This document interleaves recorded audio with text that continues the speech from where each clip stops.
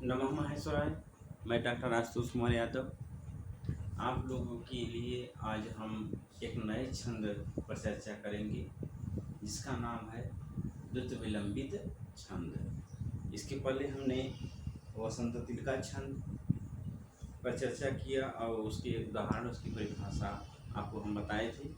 अब आज हम देखते हैं कि द्रुत विलंबित छंद का लक्षण क्या है, उसको हम कैसे पहचान करेंगे कि इस श्लोक में द्रुत विलंबित छंद है कि नहीं है। तो देखते हैं कि जो द्रुत विलंबित छंद होता है उसका लक्षण हम देख लेते हैं।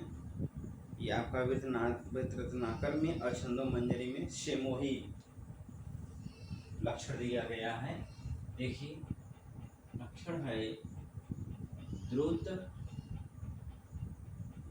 विलंबित, द्रुत विलंबित माह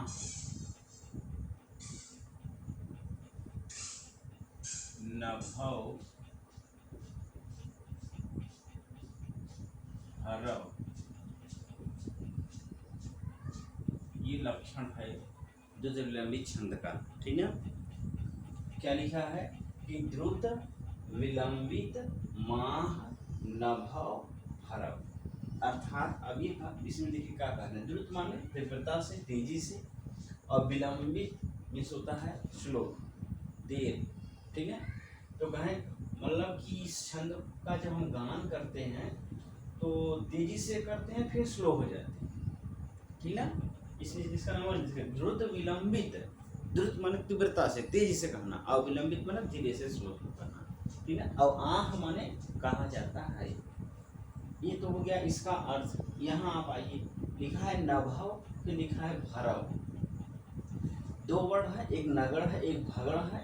यहाँ भी भगड़ है और रगड़ है, इसलिए द्विवचन का हम प्रयोग करेंगे। नभः नभौ नभाः, भरः भरौ भराः, ठीक है। रामः रामौ रामाः, उसी तरह से है ये अकारांत की तरह।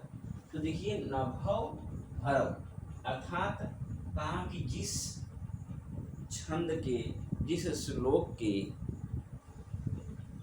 प्रत्येक चरण में क्रमशः आपको नगड़ मिले, पुनः भगड़ मिले, फिर भगड़ मिले और फिर रगड़ मिले। तो नगड़ मिले, फिर भगड़ मिले, फिर भगड़ मिले, फिर रगड़ मिले, तो उसको हम समझते हैं कि वह कौन सा छंद हो जाएगा। तो द्रुत विलंबित छंद हो जाता है। कोई दिक्कत? एकदम आसान है, कुछ नहीं। पहली बात तो ये सबसे बड़ी अच्छी बात ये है कि जितने भी संस्कृत में लक्षण दिए गए हैं छंदों का, वो बात क्लियर कर देता है। पहला तो छंद का नाम ही क्लियर कर देगा, और दूसरी बात क्या क्लियर करता है, उसमें नगड़ है, भगड़ है, तगड़ है, रगड़ है, क्या है, वो चीज़ें आपको क्लियर हो जाता है। और छंद का लक्षण एक ही लाइन में होता है तो बड़ा आसान है। छंद याद करना, छंद बताना, छंदों के बारे में जानकारी लेना बहुत आसान है, कुछ नहीं है। बस आप क्लियर करिए। कोई भी श्लोक आपके सामने आए, सर्वप्रथम आप पहले मात्राओं को लगा लीजिए, उसके बाद वर्णों को गिन लीजिए। अगर वर्ण और मात्रा लक्षण पर घटित हो रहा है जिस भी लक्षण पे, वही उसमें छंद है। तो यहाँ हम देख रहे हैं कि द्रुत विलंबित माह नभौ हरौ। तो द्रुत विलंबित, द्रुत माने तेजी से और विलंबित माने स्लो। आह माने बोलना या कहना, या कहा जाता है क्या कि नभ, न मीन्स नगड़, ध मीन्स भगड़, फिर ध मीन्स भगड़ और र मीन्स रगड़। अर्थात जिस छंद में आप सीधा सीधा लिखेंगे कि द्रुत विलंबित छंद एक समवर्णिक छंद है, क्योंकि इसके प्रत्येक चरण में अर्थात चारों चरणों में 12-12 वर्ण होते हैं। गिन लीजिए। तो एक आधा र है, इसकी द है, इसलिए इसकी गणना नहीं होगी। तो 1 2 3 4 यहाँ म इसमें गणना करेंगे, की करेंगे तो 5 6 7 8 9 10 11 12। क्लियर ना? तो देखिए 1 1 2 ऐसे देख लीजिए, 1 2 3 4 5 6 7 8 9 10 11 12। इस तरह से आपने देखा कि प्रत्येक चरण में कितने वर्ण होंगे, 12। जब 12 हुआ, 12 से 48 हो गया, अगर 4 का गुणा कर देंगे 48 हो जाएगा। अर्थात चारों चरणों में द्रुत विलंबित छंद के चारों चरणों में 48 वर्ण होते हैं और प्रत्येक वर्ण में अगर अलग अलग गिनेगा तो 12 वर्ण होते हैं। ये एक तो ये हो गया। फिर उसके बाद आप लिखेंगे कि द्रुत विलंबित छंद के प्रत्येक चरण में नगड़ मिलता है, भगड़, पुनः भगड़ और रगड़, ये 4 गण प्राप्त होते हैं। तो आप सीधा सीधा लिखेंगे कि द्रुत विलंबित छंद एक समवर्णी छंद है जिसके प्रत्येक चरण में 12 वर्ण होते हैं और इसके प्रत्येक चरण में क्रमशः नगड़, भगड़, भगड़ और रगड़ प्राप्त होता है। बस इतना इसकी परिभाषा है, इसमें कोई दिक्कत नहीं है। अब हम देख लेते हैं नगड़। यह मात्राज भान सर्गा से आप देखेंगे तो नगड़ का बनता है न श ल और भगड़ का भा न स, फिर वही हो जाएगा भानस, फिर रगड़ है रा ज भा, ये है। आप जब यह माता राजभान सर्गा मतलब करेंगे तो ये गढ़ काम होता है। लघु लघु लघु, गुरु लघु लघु, इसका हो जाए फिर वही सेम एकदम, और फिर यहाँ जाए गुरु लघु और गुरु। अगर इस तरह की मात्रा का चिन्ह आपको यहाँ मिल रहा है, देखिए इसके अतिरिक्त एक भोजन पर्याय छंद है, एक त्रोटक छंद है, वो भी 12 वर्ण के हैं। इसीलिए हम जरूर मात्राओं का हम चिन्हांकन कर लेंगे, जिससे क्या होगा, ऐसा नहीं कि 12 वर्ण देखे और तुरंत आप विलंबित लगा दिए, पता चला वो त्रोटक अथवा आपका भोजन पर्याय है। तो ये ध्यान देना है आपको, तो इसलिए ये मात्रा का जरूर आप अंकन कर लेंगे। ठीक, अब देखिए ध्रुव में छोटी यू की मात्रा है, लघु हो जाएगा, तब लघु हो जाएगा, वी छोटी है लघु हो जाएगा। लंबित में ये म ल में आ जाएगी क्योंकि आधा है, इसलिए ल जो लघु था क्या हो जाएगा गुरु, इसमें छोटी की मात्रा है इसलिए लघु हो जाएगा। यहाँ म इसमें आ गया अकेला बचा, फिर त में भी क्या हो जाएगा लघु, माँ में आ है तो गुरु, फिर लघु, फिर लघु, फिर गुरु, औ की मात्रा, फिर यहाँ लघु, फिर यहाँ गुरु। तो आपने देखा कि जो इसका लक्षण था यह पदम पूर्णतः इस परिभाषा में, इस लक्षण में यह नगड़, भगड़, भगड़ और रगड़ का जो क्रम है वह क्रमानुसार मिल रहा है।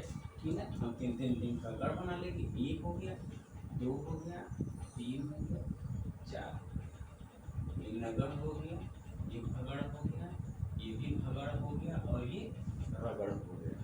तो नगड़, भगड़, भगड़ और रगड़, क्लियर ना? सिंपल सी बात है, आप एकदम आसानी से इसको पढ़ सकते हैं। ठीक है, कोई भी श्लोक पहले आप चिन्हांकन कर लीजिए। अगर नगड़, भगड़, भगड़, रगड़ आ रहा है तुरंत विलंबित छंद लगाइए। वर्णों को गिन लीजिए, 12 वर्ण है तो भी आपका द्रुत विलंबित छंद हो जाएगा। परिभाषा आप लिखेंगे, सिंपल सी बात लिख देंगे कि द्रुत विलंबित छंद एक समवर्णिक छंद है जिसके प्रत्येक चरण में 12 वर्ण पाए जाते हैं और चारों चरणों में कुल 48 वर्ण पाए जाते हैं और उसके बाद इसके प्रत्येक चरण में क्रमशः नगड़, भगड़, भगड़ और रगड़ प्राप्त होता है, वही द्रुत विलंबित छंद कहलाता है। ठीक, ये परिभाषा आपके सामने। ठीक है, अब हम इसको गाने का तरीका समझते हैं कि हम इसको किस रूप में गा करके हम इसको याद कर सकते हैं। तो देखिए, सर्वप्रथम हम गाने का प्रयास करेंगे और देखिए लिखा है इसमें। देखिए पहली बात हमने आपको बताया था कि छंद में यदि कहीं भी कोई संकेत न लिखा हो, जैसे नभ मिस अश्व हो गया, सूर्य हो गया, या आपका गज हो गया, ठीक है, या बहुत सारे संकेत हैं आपके, जैसे आप मंदाक्रांता में पढ़ेंगे तो माँ जलज है, षड है, अग है, अग माने पर्वत, 7 पर्वत होते हैं, समुद्र 6 होते हैं। तो ये संकेत अगर नहीं है तो इसका मतलब यह है कि उस छंद के पद के अंत में ही यति होगी। यति माने विराम, विराम अर्थात हम सांस लेंगे अंत में जाके, बीच में कहीं नहीं रुकना। ठीक है, देखिए हम इसको गाते हैं। द्रुत विलंबित भाव भरो, द्रुत विलंबित भाव भरो, द्रुत विलंबित भाव भरो, द्रुत विलंबित विलम्बितमाह न भवभरो द्रुत विलम्बितमाह न भवभरो। तो इस तरह से हम इसको गाएंगे, एकदम आसान है, कुछ नहीं, ठीक है। तो पहले 2 लाइन स्लो कर देते हैं, तीसरी लाइन थोड़ा तीव्रता से कर देंगे, फिर चौथी लाइन स्लो कर देंगे। ये नियम गाने का। तो देखिए, द्रुत विलम्बितमाह न भवभरो द्रुत विलम्बितमाह न भवभरो द्रुत विलम्बितमाह न भवभरो द्रुत विलम्बितमाह न भवभरो। ठीक, तो ये तरीका है आपका गाने का। इस तरह से आप गा करके श्लोकों को, चाहे हिंदी का हो चाहे संस्कृत का हो, आप उसको आसानी से याद कर सकते हैं। अब हम हिंदी का एक श्लोक लिखते हैं, फिर उसको गा करके देख लेते हैं वह इस लय में गाया जा सकता है कि नहीं। अगर गा ले रहे हैं तो आप उसी प्रकार से अन्य श्लोकों को याद कर सकते हैं।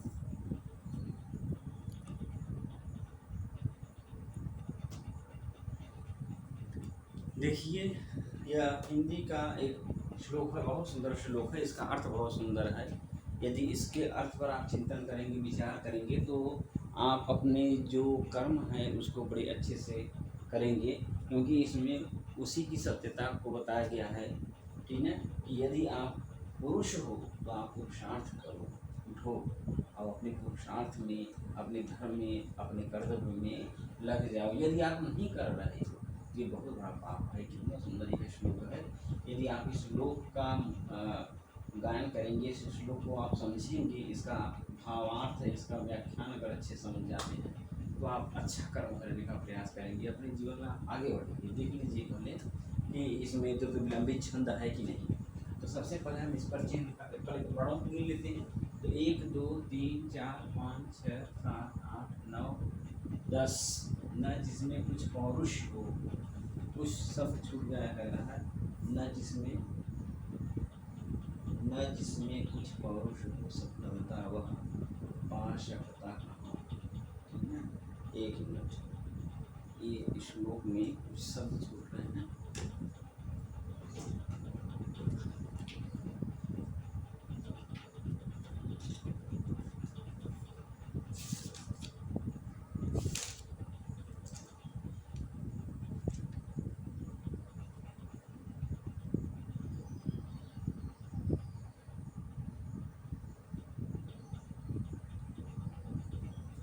यहाँ ये शब्द छूटा, पौरुष हो यहाँ, ठीक है।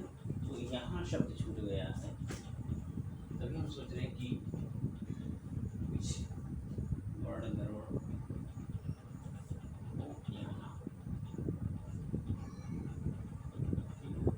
यहाँ शब्द छूट गया था। ठीक, देख लीजिए। तो कहा कि न जिसमें कुछ पौरुष हो यहाँ, ठीक है। तो इसको हम देखते हैं, लिखा है कि न जिसमें कुछ पौरुष हो यहाँ। तो देखिए 1 2 3 4 5 6 7 8 9 10 11 12, 4 2 6 7 3 10 2 12, ठीक है। यहाँ भी 5 4 9 3 12, इस तरह से 12 वर्ण हैं। अब हम इसमें चिन्हांकन कर लेते हैं।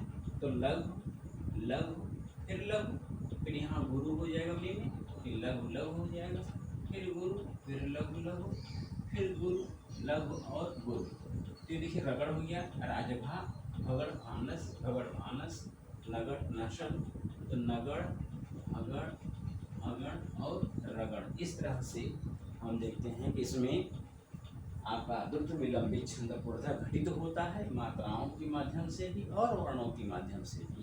तो क्लियर है कि इसमें द्रुत विलंबित छंद है। देखिए अब हम इसका अर्थ समझते हैं, इसका हम गायन करते हैं। अर्थ करना वो तो व्याख्यान अलग चीज़ है, ठीक है। देख लीजिए, पहले हम लक्ष्य लगाते हैं कि द्रुत विलंबितमाह न भवभरो द्रुत विलंबितमाह न भवभरो द्रुत विलंबितमाह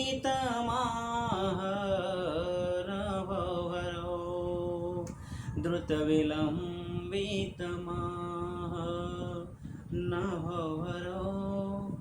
देखिए, न जिसमें कुछ पौरुष हो यहाँ, सफलता वह पा सकता कहाँ।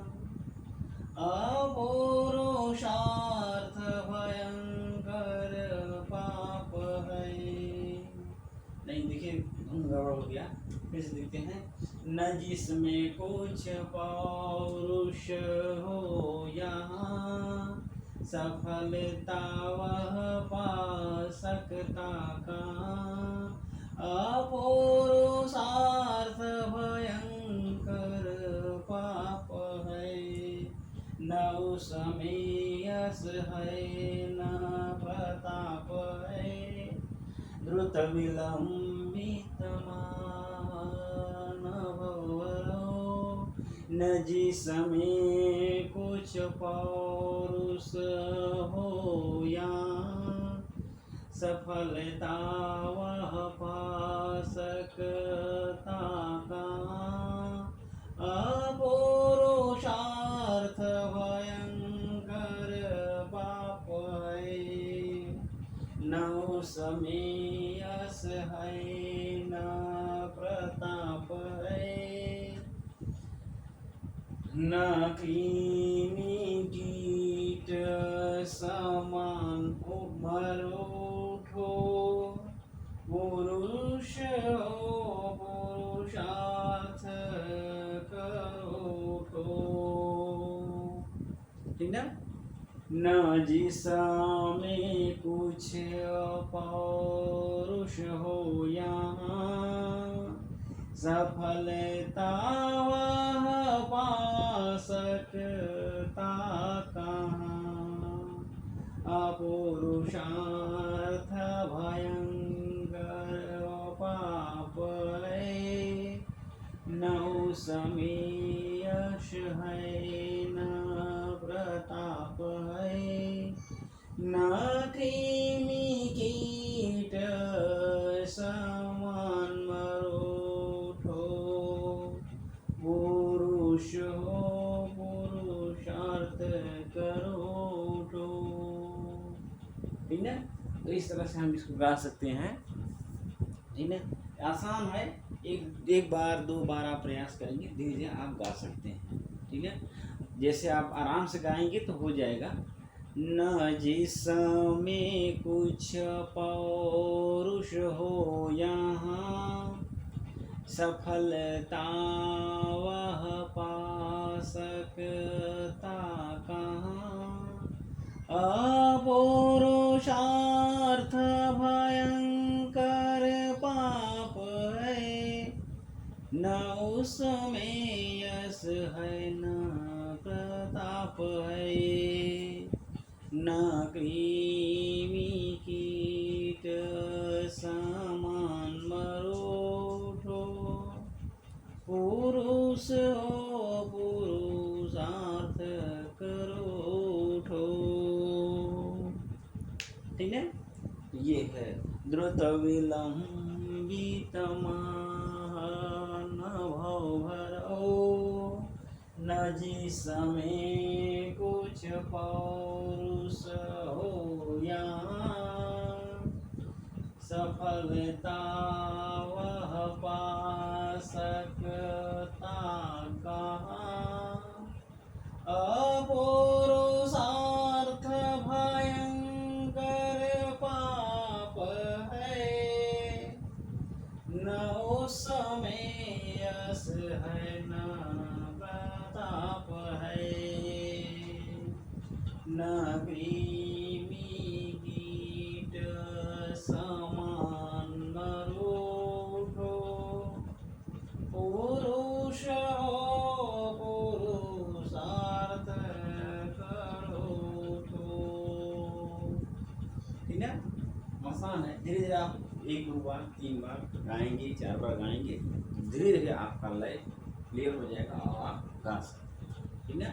अब इसी प्रकार अब हम एक संस्कृत का श्लोक देख लेते हैं, जिससे आपका हिंदी और संस्कृत दोनों श्लोकों को, पद्यों को आप अच्छी तरह से गा सकते हैं। ठीक है।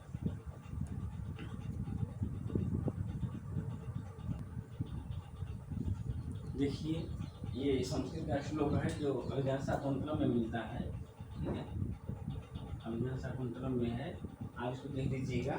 ठीक, तो इस श्लोक में हम देखते हैं जो विलंबित छंद है कि नहीं। तो सबसे पहले वर्ण हम गिनते हैं, तो 1 2 3 4 5 6 7 8 9 10 11 12। 1 2 3 4 5 6 7 8 9 10 11 12। 1 2 3 4 5 6 7 8 9 10 11 12। आधा नहीं गणना करेंगे, इसका भी नहीं गणना करेंगे। जो भी आधे वर्ण है उनकी गणना हम नहीं करते हैं, अर्थात शुद्ध जो व्यंजन है उनकी गणना हम नहीं करते हैं। इसलिए हम लोग देखते हैं कि प्रत्येक चरण में 12-12 वर्ण हैं। और अब हम देख लेते हैं मात्राओं का क्रम, जो नगड़ भगड़ भगड़ और रगड़ का था वह है कि नहीं। तो सबसे पहले देखते हैं अ लघु, भी लघु, मु लघु, खे गुरु, लघु लघु, अनुस्वार की वजह से गुरु, हरे लघु लघु। इक्षितम में देखिए आप बड़ी है तो गुरु, कृहा लघु कृहा गुरु। ठीक है, छि में जो आधा क है वो इधर आ जाएगा, इसलिए तो पहले से ही गुरु कोई दिक्कत नहीं, लघु हो जाएगा। ठीक है, तो कहने का मतलब यह है कि नगड़ भगड़ भगड़ और रगड़ इस श्लोक में अच्छे से मिल रहा है, इसलिए यहाँ पर आबद्ध विलंबित छंद घटित हो जाता है। ठीक है, अब पुनः हम इसको वही गाने का तरीका सिर्फ देख लेते हैं कैसे हम गाएंगे। बाकी तो आप समझ ही गए हैं, आप वर्ड भी गिन सकते हैं, आप मात्राओं का क्रम भी अच्छे से लगा सकते हैं, और आप निश्चित हो सकते हैं कि वास्तव में इसमें द्रुत विलंबित छंद है अथवा नहीं। देखिए यहाँ भी 12 हैं, 1 2 3 4 5 6 7 8 9 10 11 12, मतलब दूरी लिखा गया है अलग अलग इसलिए। ठीक है, अब हम इसको गाते हैं। पहले वही अक्षर पहले गाते हैं, आपको बताए ही हैं कि जब भी कोई व्यक्ति गायक गीत गाता है तो पहले वह धुन लय को क्लियर कर लेता है, उसके बाद वो गाता है। तो देख लेते हैं, तो द्रुत विलंबित माह नभो भरो, द्रुत विलंबित माह नभो भरो, द्रुत विलंबित माह नभो भरो, द्रुत विलंबित माह नभो भरो। देखिए, अभिमुखे मयि संहृतमीक्षितं, हसितं मन्यनिमित्तकृतोदयं,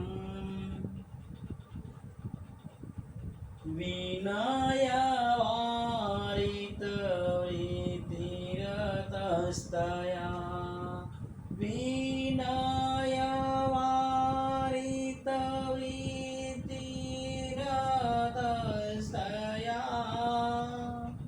न विवृतो मदनो न च संवृतः, अभिमुखे मयि संहृतमीक्षितं,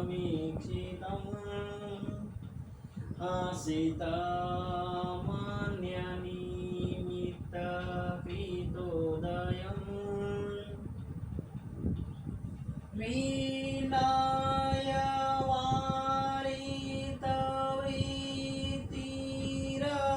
विनयवारितवृत्तिरतस्तया,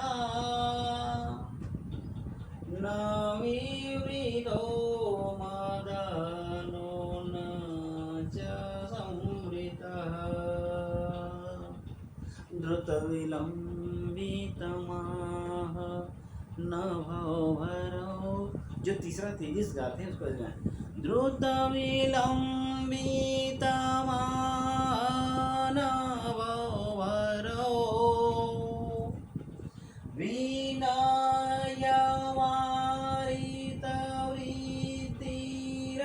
विनयवारितवृत्तिरतस्तया, न विवृतो मदनो न च संवृतः।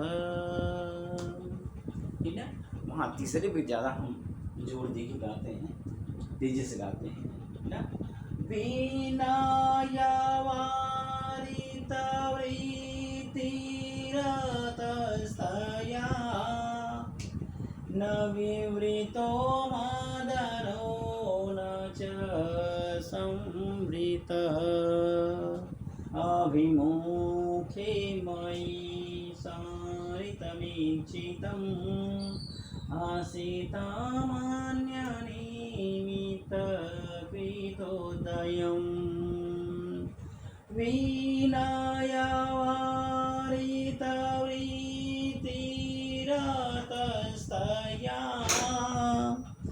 न विवृतो मदनो न च संवृतः।